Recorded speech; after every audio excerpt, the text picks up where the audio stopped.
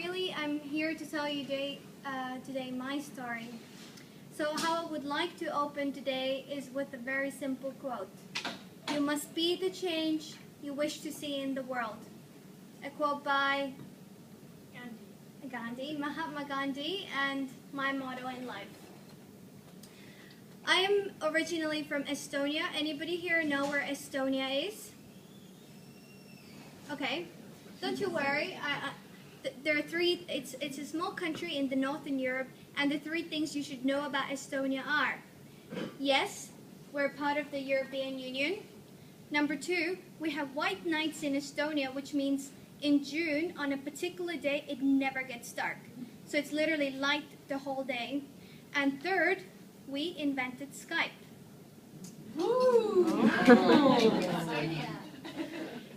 Some people say that we were part of the team. I like to say we invented Skype.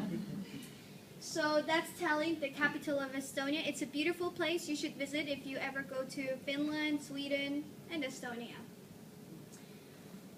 So I want to tell you a little bit more about my journey, because even though everyone's journey is different, it starts the same way, when we're young and free, enjoying our childhood. That's me when I was 4, and I'm sure everybody here has some pictures when they were young. I have a loving, supporting family in Estonia that has supported my every single move so far. At the age of 14, I decided I wanted to go study in an international school in Thailand. I found out online that the Honorary Consul of Estonia in Thailand is offering a 90% scholarship. So I said, why not? My mom said, no way. She asked me all kinds of questions such as, you know Thailand has a big problem with drugs? And how can you manage it all by yourself so far away? So here's what I said. One day I want to have a big office overlooking the city, and I will buy you a house in Hawaii. Well, I did go to Thailand, and whether my mom still wants that house, I'm yet to find out. Even though the experience in Thailand was extremely good, you know, I'm so privileged and so lucky to have taken part of this experience. However, it was very difficult. I was just 14 in a foreign country, which, you know, the culture between Estonia and Thailand is so different. I had to make new friends, and I also had to study everything in English.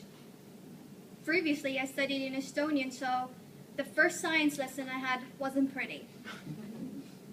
So at the end of 4 really amazing years, I decided I wanted to go and study in Hong Kong. So I accepted the offer to study in the University of Hong Kong. In that journey, I was determined. I said, you know what, I'm going to finance my whole studies by myself. So the summer before I went to Hong Kong, I got my first scholarship via the internet. So I said, I'm going to look for every kind of scholarship opportunities, and I'm going to find one. I didn't. So I went to Hong Kong with only my first semester's money. So, but I was still determined, you know, I'm going to get the money, I'm going to finance it myself. So what happened was, 2 months in Hong Kong, this person approached me and said, you're Estonian, right? Would you like to establish the consulate of Estonia in Hong Kong? So convenient. I said yes. On a condition you will pay me. He said, okay. So I didn't really know what it meant to establish a consulate or work in a consulate or work in an embassy. So it was extremely exciting, but it was difficult. So when I was 18, I wrote the first vision letter for the consulate. I liaised between 3 country governments: China, very interesting; Hong Kong, a little bit better; and Estonia. That was a bit easier. And at the end of the first year, we had established the whole consulate. It was fully functional. So even though the job was really exciting, I went to Hong Kong for my studies, right? So I had my studies, my work, and I also thought, why not tutor Spanish? So every Saturday, I was tutoring Spanish to kids in Hong Kong. But I think, in Hong Kong, working 6 days in a week is normal. So if I said I work 5, that would kind of be considered weird because they work very, very hard. So at the end of 3 years, I graduated from the University of Hong Kong. The government is fully functional and a very popular destination for Estonian ambassadors to go to. And I can still hablo español. If anybody wants to practice with me. Hope I can still speak Spanish. So you may wonder what brought me here to Australia. Well, I thought you can't really go any further in the world than Australia. And today, in Melbourne, it is really far away from my home country, at least. I think I joined Capgemini 1 year ago, and I think this place has so many bright and talented people, and every single one has a chance to change the world for the better. And just to close off, I have 3 principles that I would like to share with you that I live by every day, and hopefully you can take away something for yourself as well. That's a picture in the University of Hong Kong when I graduated, and that was my office in the consulate. You can see the Estonian flag is behind if you were thinking I was just posing there. So at the end of our lives, we're going to ask 3 questions. At least I'm going to ask those 3 questions. Did I live? Did I live fully and happily and did everything that I ever wanted? Did I love? Did I love the people around me? And also, did I matter? Did I make a change in the world or in somebody's life? I want to say I lived to the fullest, I loved the people, and I changed the world for the better. So how am I going to do this? Well, I have a little exercise for you. I want you to look around the room and notice everything that is white. Like, look around. I want you to only focus on the white things, and I want you to count them. I want you to list all of the white things. Come on. Now, if you close your eyes, come on, you're awake, close your eyes. Please raise your hand if you can recall things that were pink. That's good, because according to the latest TED Talks, if you do raise your hand, you play too many computer games. Really, it's true. The point is we must pick our focus. I know for a fact that on a particular day when it's going really bad and I'm focusing on something like a mistake I made in the morning, if I don't switch my focus in that particular moment, my day will go even worse.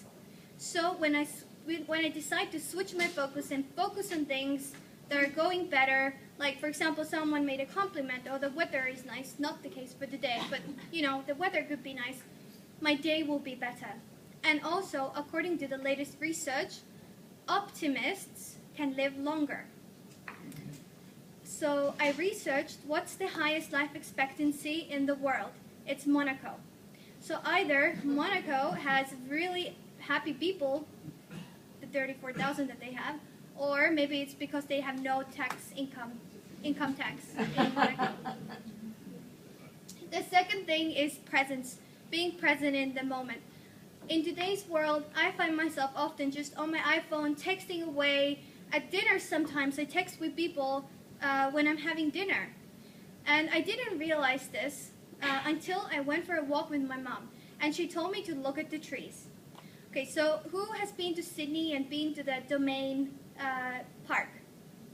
It's a really, really beautiful park, lots of trees that I noticed later. But when I normally go for a walk, that's what happens.